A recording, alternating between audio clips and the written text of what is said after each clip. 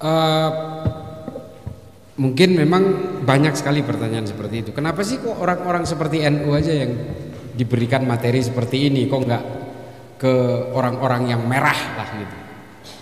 Orang yang merah kita garap juga, Pak Kiai. Tapi kalau orang yang merah ini di sini ini laras panjang dua-duanya. Pasti saya pernah dikejar pisau di sekitar Bima. Jadi di daerah-daerah itu memang memerlukan treatment khusus. Tapi persoalannya mengapa kita harus menyasar orang-orang Nahdien yang memang udah jelas-jelas cinta negara ini? Karena kita harus membuat toliah, Kiai. Toliah itu adalah kesatuan elit kelompok-kelompok yang harus menyuarakan ini kepada kalangan Nahdien lain atau non Nahdien atau kelompok Nahdien kultural. Kalau enggak, kita enggak punya benteng. Mohon maaf, saya bukannya ingin gibah organisasi lain. Ada salah satu organisasi di Indonesia yang betul-betul sudah terbelah dan terjajah oleh ajaran-ajaran ideologi transnasional, terutama Wahabi, sehingga tangkapan teroris yang ditangkap oleh Densus banyak dari organisasi ini. Kita tidak mau. NU juga mengalami hal yang sama. Satu, ada tangkapan teroris di Dharmasraya di Sumatera Barat. Dia mantan pengurus PCNU yang terpapar ajaran ini, lalu dia menjadi takfir, lalu dia bergabung dengan kelompok teror dan ditangkap 4 bulan yang lalu. Sedih saya. Sebelumnya hanya organisasi ini yang kadang-kadang terpapar lalu dia ikut. Tapi ada satu orang NU yang ikut ajaran ini. Ini sudah bahaya. Karena apa? Karena kalau di Densus sendiri, di Densus 88 sendiri, karena kebetulan saya melekat dengan Densus untuk memberikan pencegahan-pencegahan ekstrim terhadap masyarakat. Saya ini penyuluh lah kurang lebih seperti itu. Saya menganggap bahwa satu-satunya patron yang paling utama di negara ini hanya Nahdlatul Ulama. Kalau Nahdlatul Ulama ini kemudian keropos, rapuh, berhasil digerus oleh mereka, selesai kita. Kami di sini bukan sebenarnya ingin memberikan materi kepada para kiai, para bapak, para ibu sekalian di sini, bukan. Kita minta apa yang disuarakan ini proklamasi secara bersama-sama, lalu kemudian disuarakan kepada Nahdien yang lain. Kita menjadi toliah karena mereka juga bergeraknya sama. Mereka membentuk kelompok-kelompok kecil yang kemudian dikerahkan ke tengah masyarakat, nyamar-nyamar jadi guru ngaji, jadi imam masjid, jadi pengurus masjid, jadi anggota takmir, sebagainya, sehingga akhirnya satu masjid bisa dikuasai. Ini kan persoalan kita hari ini. Masjid-masjid NU saja sudah direbut satu persatu oleh kelompok ini dan akhirnya menjadi eksklusif. Ketika mau direbut kembali susah, Pak. Karena mereka sudah bertahun-tahun mengelola ini. Kalau kita mau berbicara tentang kelompok radikal, ini saya satukan jawabannya Pak Kiai dari semua poin tadi. Kita ini betul-betul menjalani suatu hal yang sangat tragis dalam dunia politik kita ketika masa pemerintahan Pak SBY selama 10 tahun. Ini harus kita akui. Semua keran-keran kelompok radikal dibiarkan mengalir ke negara kita karena prinsip Pak SBY yang everybody happy, zero enemy ini kemudian menyuburkan mereka semua. HTI itu deklarasinya di Gelora Bung Karno, menteri-menterinya hadir tahun 2007 pada masa Pak SBY. Kelompok Wahabi Salafi kemudian membentuk enklav-enklav dan firqah-firqah. HTI bergerak di kampus-kampus dengan leluasa. Karena semua ingin dijadikan mesin politik oleh Pak SBY. Saya harus jujur ini. Saya bukan berarti pro Jokowi, pro mana, enggak. Ini fakta yang ada di negara kita. Semua direkrut, semua dijadikan mesin-mesin politik. Coba Habib Rizik ditangkap supaya FPI-nya dikuasai, dan betul akhirnya dikuasai. Semua dijadikan mainan-mainan politik, political toys.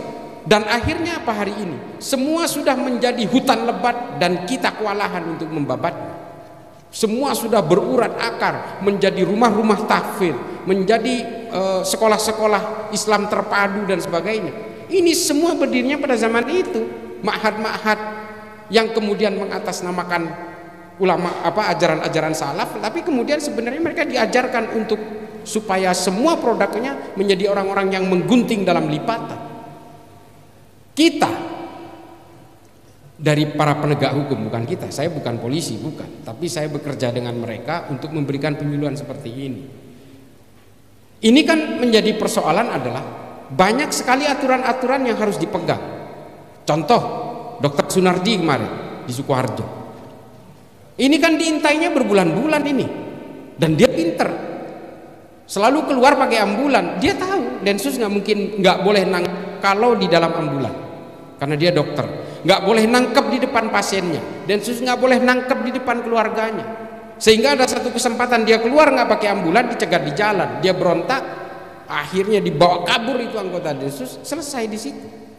Akhirnya tindakan represif dilakukan.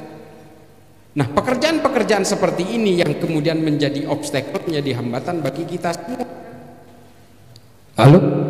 Nah, teman-teman NU di sini harus bisa membentengi NU dari paham-paham seperti ini, karena paham-paham seperti ini tidak hanya menyasar orang melarat, dia juga menyasar orang kaya, bukan hanya menyasar orang bodoh, dia juga menyasar orang pinter. Makanya saya bertujuan memberikan halakoh ini kepada teman-teman NU supaya kita punya benteng dan teman-teman NU menjadi toliah untuk menularkan pemikiran-pemikiran ini kepada yang lain. Di tempat konflik saya datangi, saya dikatakan, ya mohon maaf, saya bukannya bangga dengan ini, saya dikatakan paling berani Pak Kiai. Nggak ada yang mau masuk ke daerah konflik kecuali saya. Ke daerah-daerah seperti Bima, Dompu dan sebagainya udah saya datangi semua. Apalagi Poso, Tojo Una, Ampana udah saya datangi. Di Ambon semua sudah saya datangi daerah konflik. Kalau nggak ada yang seperti ini, kalau semua ketakutan, tidak ada yang akan menyelesaikan persoalan-persoalan umat ini. Makanya saya nggak tahu, saya sudah mewakafkan hidup saya untuk bangsa ini dan untuk agama ini, termasuk juga untuk Nahdlatul Ulama. Wallahi, saya siap mati dalam keadaan seperti ini. Nggak apa-apa.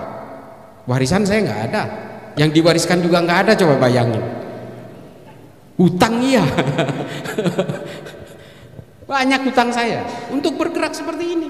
Saya bukan curhat, bukan, enggak. Cuma maksudnya kan ada tudingan saya cari duit dari sini. Enggak ada, wallahi enggak ada.